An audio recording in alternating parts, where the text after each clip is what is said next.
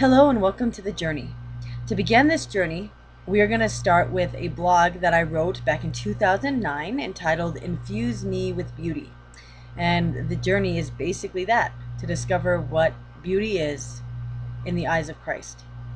So what this means is most of us are trapped in a horrible cycle. It seems as though we make some progress, but then we end up in the same place we thought we had just run from. As I sat at my computer, I felt this pressure to realize that I lack the ability to see beauty in me. Though beauty is rumored to only be skin deep, the poison of inside can bleed to the surface. So how can we see ourselves as beautiful if we know the horridness within? And that is what I intend for this journey to discover: true beauty. On this journey, there will be hard things to face, hard days to stomach, and vividly painful lies to uncover. Due to the loving nature of my beloved, however, I see great hope in this, knowing that he will bring revelation, healing, and deliverance to all who truly desire to see through the eyes of the one that loves us unconditionally and knows our true beauty, for he looks upon it every day. What is beauty? I know that I am not the only woman who has pondered this. I also know that many poets wrote many verses dedicated to this very subject. What is beauty? We could probably even find a poem titled so simply. But would it answer the deep-rooted question in every woman's heart and lay to rest the dark fear of unobtainable beauty?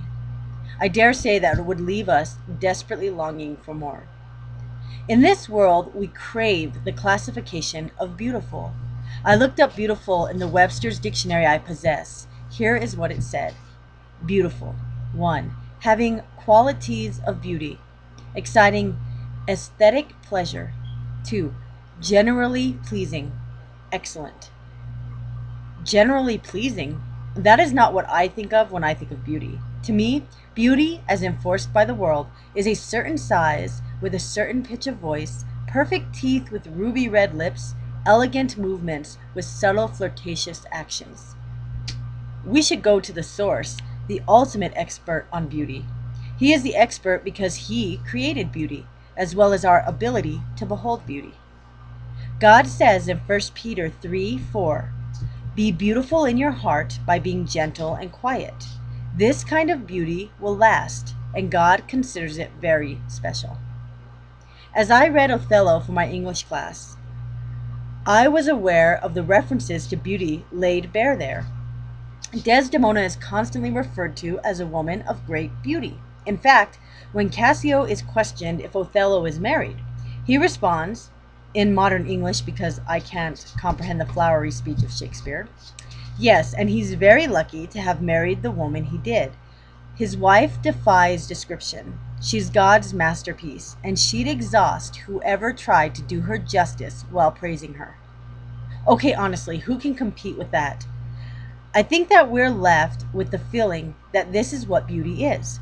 It's a glorious blessing that some are endowed with by the gods, and that there is nothing that can be done to improve upon the canvas we are given. Now, there is plastic surgery, but most come out looking misshapen and horribly disfigured in their quest for the ever-elusive beauty.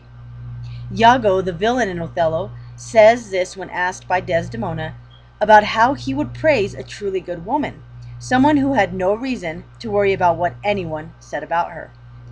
A woman who was beautiful but never proud, who could speak well but knew when to be quiet, who dressed well but was never overdressed, who had self-restraint even when she could get what she wanted, a woman who never took revenge, who overlooked it when people hurt her, who was too wise to do anything stupid, who could think without revealing her thoughts, and who could refrain from flirting with men in love with her. Though Iago lists many virtuous attributes, the first thing he lists is beauty. It is said that beauty is in the eye of the beholder, and that is true. So, as beholders of beauty, what is beauty to you? For the first day of this journey, the challenge is to make your own list of what defines beauty for you. This is not a moment to be gracious. This is honest truth. I want to offer the ability to create a free blog on WordPress.com. You can keep your entries private, but it always helps to keep a journal. If you're not comfortable doing so online, keep a handwritten journal or one in your computer as a document. So, for the beginning of this journey, list the qualities that define beauty. Remain physical, though we all know that beauty is only skin deep, and the inner beauty is the true beauty. What we are trying to establish here is what we really believe, and not all of us believe we're beautiful. So, in your world, and in your own words, what is beauty? I will share my list in our next video blog. Feel free to share yours here in the comments, or share the link to your blog on WordPress if you're going to post your list there, or you can send an email to me here on Facebook. Thank you so much for taking this journey with me, and have a wonderful day.